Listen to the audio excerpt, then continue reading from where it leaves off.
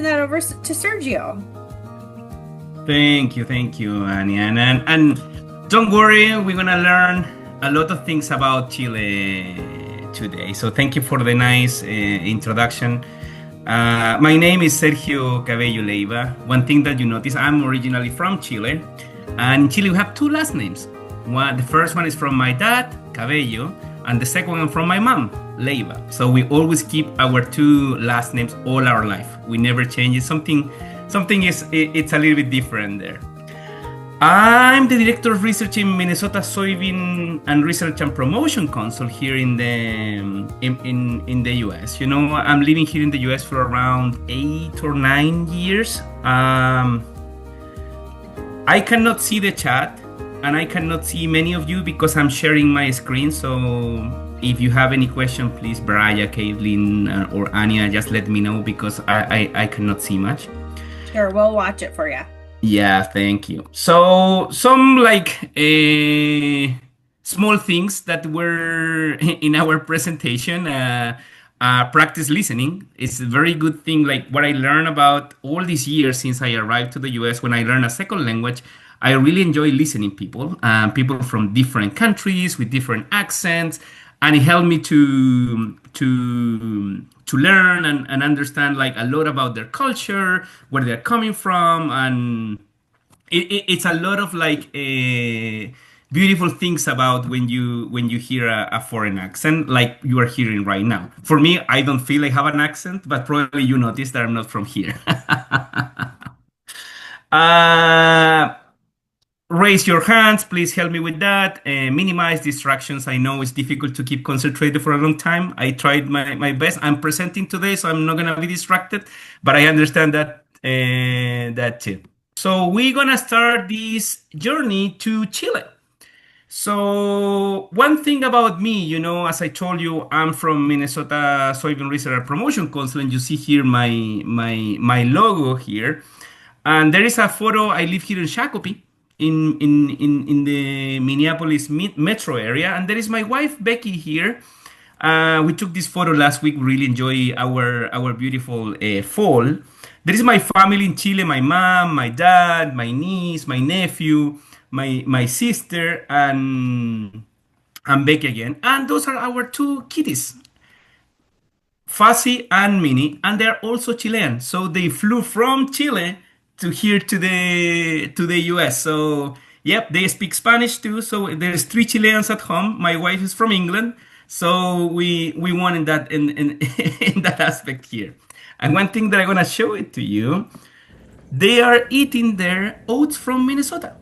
They enjoy oats, barley, you know, and their eating is very healthy. And it's a reminder for all of you, like we all of us should eat our veggies and support agriculture. So we're gonna move to the next slide, you know.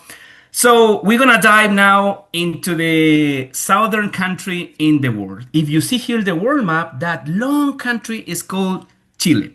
In Chile, we don't call to the pepper Chile, we call it ají. So it's nothing related with that. Chile is an indigenous word, but it means cold because Chile is the coldest country in the south. And you'll realize why. So we are here in the tip of South America. In Chile, we are around 20 million people, which if you think is a significant amount, but Chile is a big country. Okay, Chile is bigger, like I think it's like three times in the United Kingdom. It's bigger than Texas. Okay, so it's not a small country. So when you put that in perspective, it's not many people living there. It's 2,672 miles long from north to south. So it's the longest country in the world. You're not gonna find another country longer than Chile. And the funny shape has a reason. It's because of the Andes. The Andes divide Chile from Argentina, Peru, and Bolivia. That is why it's so narrow. The Andes is our wall between South America and my home country. So our official language is Spanish, although there is a lot of native language that have been spoken in my country, as many of the Americas in general. Fun facts in Chile, we always laugh about it that we have all the weathers that you can imagine. The only weather that we don't have is real tropical weather. We have subtropical weather, but not real tropical weather. So we have deserts, as you see there in the photos, highlands, we have forests, we have cropland, we have ice in the southern part. We have the ice fields, which are kind of the biggest ice masses in the southern hemisphere. And we have big cities too, like Santiago. One important thing, crop pasture land in Chile is 4,400,000 acres, which sounds like a big number. Do you know how many millions of acres of soybean do we have in Minnesota?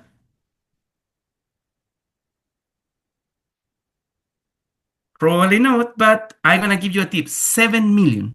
So Minnesota has more crop land than the whole Chilean country.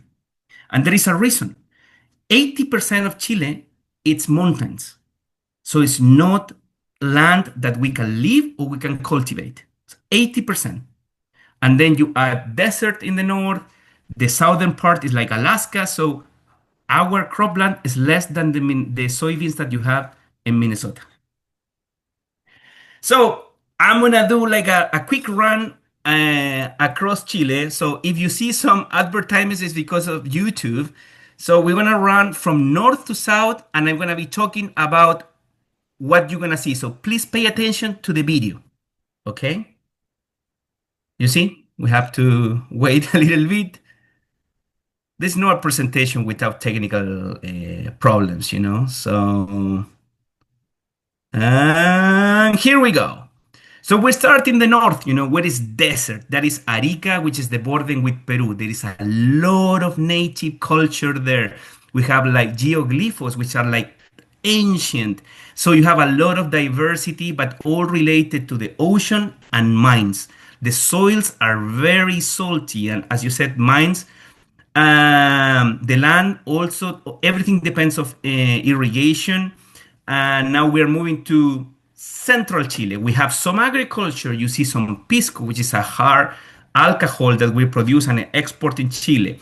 Then you see like moving on to the biggest cities in Chile. This is Valparaiso, which is the biggest port in Chile. And this is Santiago with the Andes mountain behind. It's a very modern and big city. That's my region, O'Higgins region, always related to the Andes, in our culture. There is orange trees, we have rivers, we have more water than in the north. We are harvesting grapes there. So we are moving now to the south, which is another big city, which is Concepcion, full of our Chilean culture, and we have a lot of volcanoes. The food in the south is really, really interesting. Here is getting more rain. You see the weather is changing. We have a lots of water. Now we are in the south of Chile. Water here is not a problem. Rains summer and winter all year long. A lot of colors, a lot of culture. But then we move to Patagonia, which is similar than Alaska, So then we have few people living here, beautiful landscape. I've been there a couple of times. A lot of snow, a lot of ice, no much agriculture. Soils are really poor there. And that's Chile in 2 minutes. But okay, it's gonna be more than that. Just for you, I give you an abstract of Chile in 2 minutes from north to south. So now we're gonna move to the north of Chile. We have here the Atacama Desert, which is the driest desert in the world. There is not a driest place in the world. I know when you think in a desert, you think maybe in the Sahara Desert. Well, the driest place in the world is Chile, in the north. Here, even though if you see here in this photo, there's no crops, no plants, not even bushes around, nothing. We still have some crops because we have some water from the mountains. All the water in Chile is coming from the ice in the mountains, the snow in winter, and then during the rest of the year, it melts down. Soils here are really salty in the north. They're not very developed soils. Soils could be like 2 or 3 inches deep, and then you have like pure rock or sand.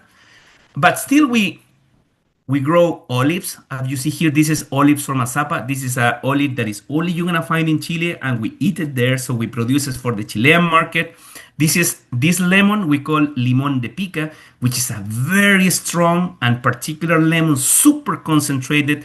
I bet you never try a lemon more acid than this one. It's just amazing. And everything is under irrigation. So without irrigation, nothing of this would be possible. So soils here, salty and very poor soils.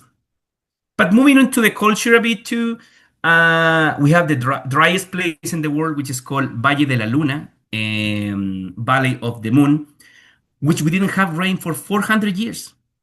Could you believe a place on Earth without rain with 400 years? So if you look here in the photo, they look some white color. It's because there is full of salt. Nothing can grow there. There is not a single plant here. And it's beautiful. I've been there in the north. The colors are just magnificent, you know. But the culture in the north of Chile with the native culture, it's all colorful and is really connected with the earth, with Mother Earth and the soil. This is a religious festivity. If you pay attention, they are praying for having a good harvest and enough water. Could you imagine like your entire cultural life goes around and having a good harvest and pray to get enough water?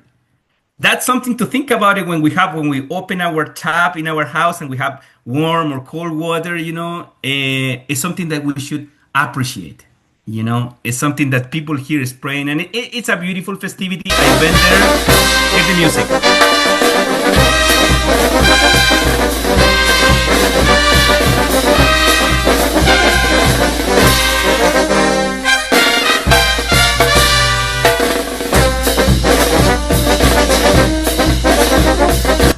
So again, this is all connected to farming. Okay, we're gonna move, gonna keep our travel. And now we're in central Chile, where I'm coming from, and most of the Chileans are from the central Chile. Maybe 15 millions of the Chileans are from central Chile. So when you meet a Chilean, most likely you're gonna be from central Chile. Whereas where the agriculture it's present. We have Mediterranean weather. Where you can find Mediterranean weather in the US? California. So we have the same weather than California. It's a very unique weather where you have, in my case, in central Chile, 4 months of rain, which in reality, it rains like 10 or 12 times per year. The rest of the year is sunny, no rain, no cloudy days. So you have like probably 10 months with sunny days and you never worry about it's going to be cloudy or it's going to be cold. No, it's always going to be sunny and dry. So we have grapes. Have you see here? These are vineyards. This is next to my house. Actually, this is a photo that I took personally, and I love it. You see the mountains here. These are not the Andes. These mountains are coming down from the Andes, but they cross the valleys. We have cherries. We also have wheat. You know, we have some corn. We have blueberries. Most of our fruit as for exportation. So if you see, agriculture here is very tied to export. I'm gonna move a little bit. This is from my job when I was working in Chile in seed production. You know, we produce a lot of seed, and there you have like some cauliflowers, carrots. Have you ever seen a nursery of carrots? Well, that's the way that it look. Pomegranates. These ones are from my home. Actually, in my house, you know, in my little backyard, I have pomegranates, olives, apples, oranges, apricots, plums, you name it. We are very lucky and blessed in that way. And also we have soybeans here. And do you know why we have soybeans here? To produce seed. When we are here entering to winter in Chile, because they are in the southern hemisphere, they are in summer. So there is an opportunity and like a mutual dependence, so a win-win situation. When we have the seeds to produce for the northern hemisphere, we send it. When you don't have fruit, if you go to the supermarket, you're gonna find blueberries, grapes from Chile because we are producing in summer. So that's an agricultural opportunity here.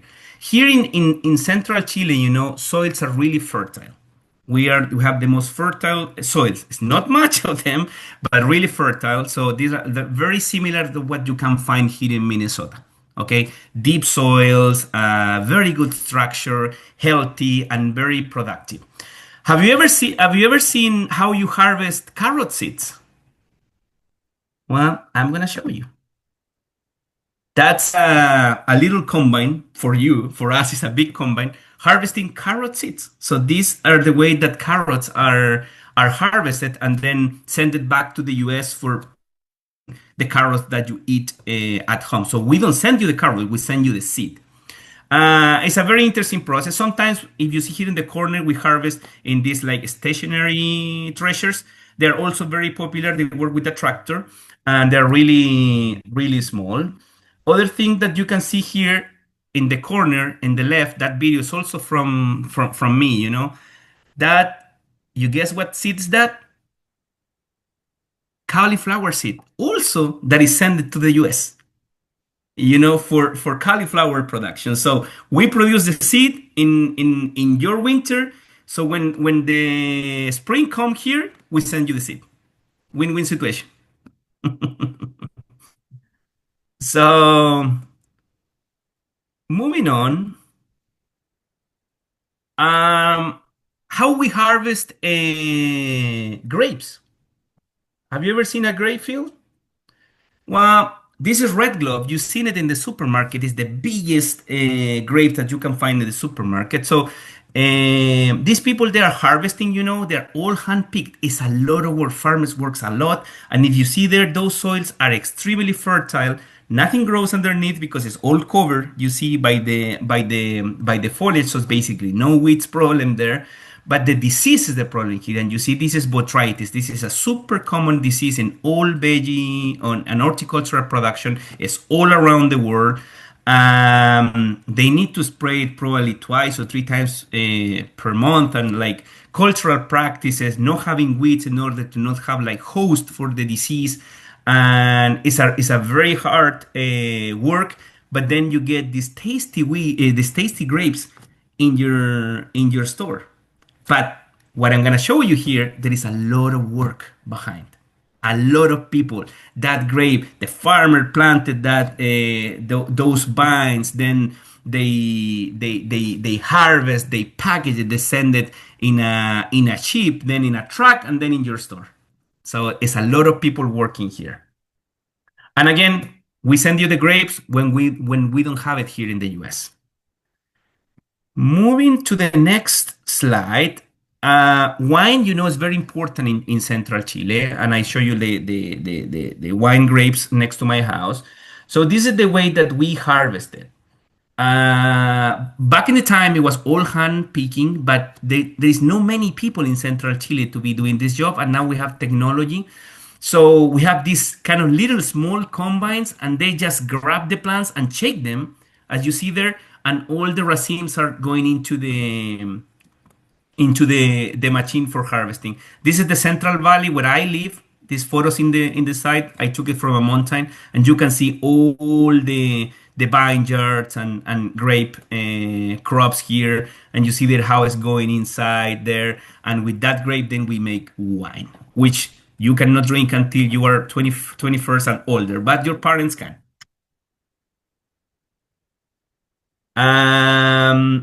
When I move to another slide, I'm from Colchagua, and probably I would like to show you a little bit why wine is important for us. It's part of our culture. It came from like 500 years ago when the Spanish people arrived.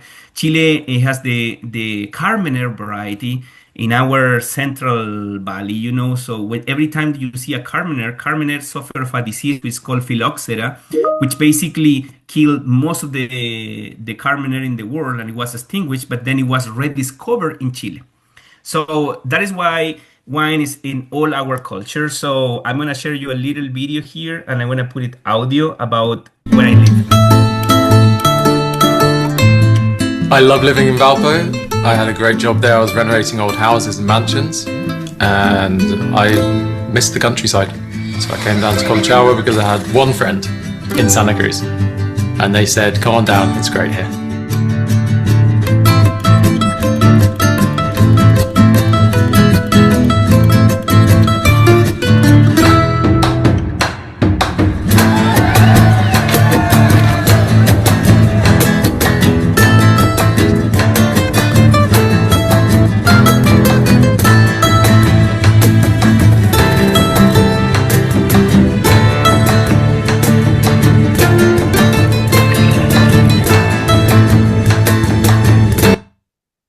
Okay, I hope you like that one. That's where that city they were showing there is where I study. Okay, like my 12 years of like primary school, high school. So yeah, it's right next to my hometown. Sorry, I don't know why this one. Oops, oops, oops. Okay. So one thing that I'm gonna talk to you a little bit, it's Central Chile, Santiago. You know, Santiago is our main city. One day when you go there, you can explore our capital city. It's a beautiful place, full of like colors. You know, people from all over the world, and you have the national library, the first university. This is Valparaiso. This is our government palace there you are seeing in the video. So it's a very colorful city, and the main thing that I like it and I want to highlight it to you, it's the let me move a little bit. It's the Andes. So why is important the Andes for agriculture, and for all soil formation? The Andes is full of volcanoes. So a lot of the volcanoes over time, they get eruptions and they throw ashes, and most of our soils are derived from ashes. And now all the water, if you see the top of the mountains here, are white. So we have glaciers in the top of the mountain, we have snow. So all our water is coming from the mountains for the dry period. So for agriculture, the Andes for us is equal to life. Without the Andes, we couldn't have this amazing agriculture. So that is why I'm gonna point it to you. So it's all connected. It's not just we are really good in agriculture. No, it's all like nature in the way that it's being designed, that it kind of provides all these little pieces and work together for us to have a good agriculture. One thing that I cannot stop about like Central Chile is about our national dance, which is called La Cueca. This is coming from, it's a mix between native traditions and Spanish traditions. So I'm gonna forward here. I'm gonna share you like 20, 30 seconds of the dance. All when we're in school we learned this. So I'm a horrible dancer, but I did it. So I really enjoy it.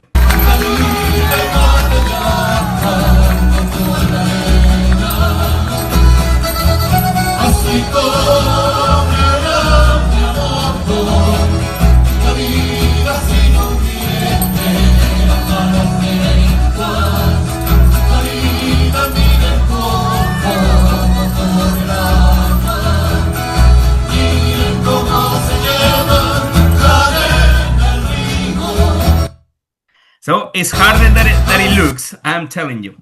One thing that I didn't know, if you know about Chile, that Easter Island, Rapa Nui, the official name, is from Chile. So every time, like when you see, like for example, Chile is in Oceania too. So they have very different weather, and I'm gonna point out the agriculture here, and these are banana trees. They're having like a bacterial wilt. So they have some research plot here to teach the locals to fight this bacterial disease. And then you can have some like sweet potatoes, special varieties of tomatoes, and pineapples. This is the only place in Chile that you can grow pineapples. So I think it's amazing. And this culture, they have their own language. The island is called Rapa Nui. They have their own dance. They're super, super strong in culture. And it's Chile too. So I want to share it with you. All their soils, again, are volcanic, because Rapa Nui and all these islands in Polynesia are volcanoes, all volcanoes. So if you see the movie Moana, you're gonna relate what this culture is. And I put it here in the corner, and it represents very well what the Polynesian culture is. So south of Chile, here we have the area with a lot of rain, cool rain climate. All the soils here are ashy soils, we call, all originated from volcanoes. Okay, Chile is the country with more volcanoes in the world. A lot of them active. Believe me, my wife and I, we do hikes to volcanoes and we really enjoy it. And they're like throwing fumes and stuff. It's just amazing. And it's safe, by the way. We don't go to the super active. No, we go like with the safe volcanoes. So cheese production here is very important, and potatoes. You know that potatoes are originally from South America. Every time that we hear about potatoes, we relate them with Peru. But in reality, the varieties that Europe and the US start growing were from Chile. Why? Because they length allows to the formation of the tuber, the potato. So the varieties from Peru never work in Europe or northern US because the day length it was not the same. But the varieties from south of Chile, they did. So most of the potatoes in Europe and northern US are descended from the Chilean potatoes. Okay, and you can find all the colors. It's just amazing. I want to share you how we harvest them. So if you see here, it's a very, because our farms are really small. So a farm, it could be 20 acres and it's going to be a big farm. And all our crops are high value crops. So then you pass a tractor or a horse with a plow, you lift the tubers and you see there the people here, they are filling the bags by hand. So it's a lot of work. A lot of work. The problem with potatoes, they grow from a tuber, so they could have a lot of disease. Okay, you can see the soils here, how ashy they are. It's basically volcanic ash. But now this soil has 1,000 years old. They're really young, but they're really fertile, and they can drain very easily. So there's no like water logging and stuff. But even that, potatoes could suffer certain fungal disease. Here you have a bacterial wilt in these potatoes. So rotation, cultural practices are the same. So the same that we can picture here in the US in corn, soybean, or wheat, when you say like, oh, rotation, protect the soil, let's keep soil-borne pathogens away, we suffer the same in Chile, and we have to do the same cultural practice. So that is why, being an agronomist from Chile, I could come here and learn the new crops, new cropping system, new scale, new diseases and stuff. But the principle of agriculture is the same in the whole world. That is why I love to work in agriculture, because I can go to Europe and talk about agriculture. I can go to Australia and talk about agriculture. I can go to India and talk about agriculture. The US, I can go to Central America and Panama, and I can be talking about agriculture and learning from them, learning their disease, their soil. So it's something for you to keep in mind and enjoy. Another thing about soils, like again, volcanoes, ashy soils, volcanic soils. This landscape is Conguillío National Park. It's the same landscape, or the most similar landscape, that we had in the Jurassic time. So BBC record a documentary here, because you have the monkey puzzle trees here. These are lava flows. These pictures are taken by me. So when you walk here, you can feel that you are walking in the soil where dinosaurs used to live. So it's just amazing.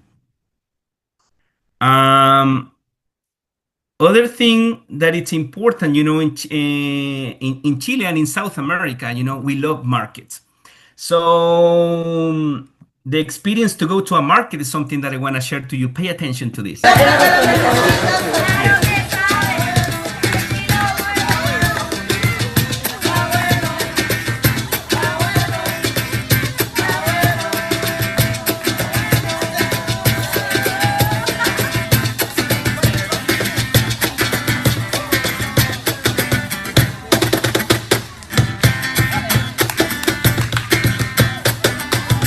So why I share with you that, if you see here, this is a very important place where people trade their crops, And for us Chileans, we like to eat very fresh food. We have stores like here in the US, but we really like to go to market. So like, for example, my family, or when I'm living there, I used to go to the market weekly or twice a week to get my potatoes, my veggies, so it's part of our economy. So the farmers produce their products and they go to the market and they sell it right there. Every single city have one or more markets. And this happened across all the country.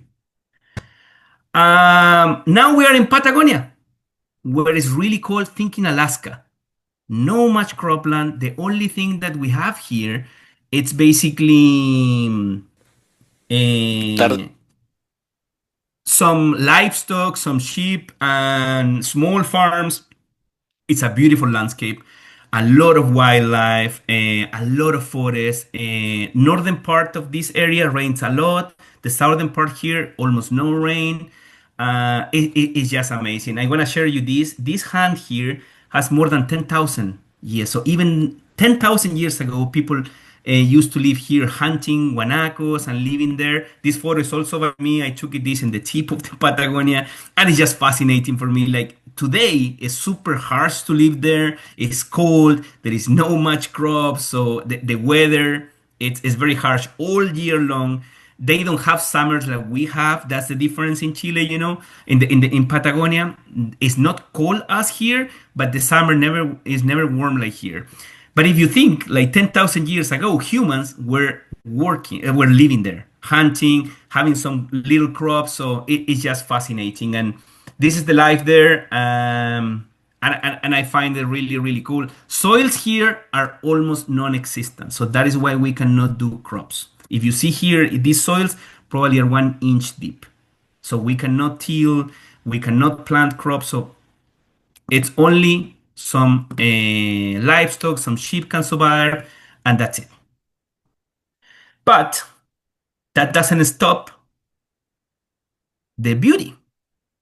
Most of these photos are taken by me, like you drive in the Carretera Austral and you can see the glaciers right next to lakes, marble caves, you know. Let me see if I can play this one. Look at, can you see? These glaciers thousands of years and you can visit them. One cool thing, the Patagonia, you can see a lot of guanacos, which is basically the wild relative of llamas. Guanacos are all across Chile, Bolivia, Peru, Argentina. They're big and they have like big herds in the south, and also ostrich, you know, ñandú. Have you ever seen one? So you can see them in the south. They are huge, and also pumas or mountain lions. There is a one thing: pumas can live from Alaska to Patagonia, but in Patagonia, pumas are the double size of the pumas that you can find here.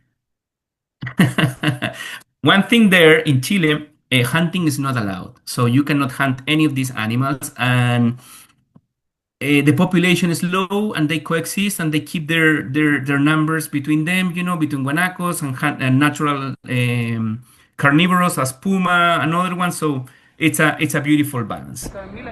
Um, and with that, I would ask you, what's your favorite thing about Chile? You like the desert and the mountains in the north, you like the vibrant cities, you like grapes, vineyards, potatoes, the rich culture of the north, blueberries, or maybe you like my two Chilean kitties, huh?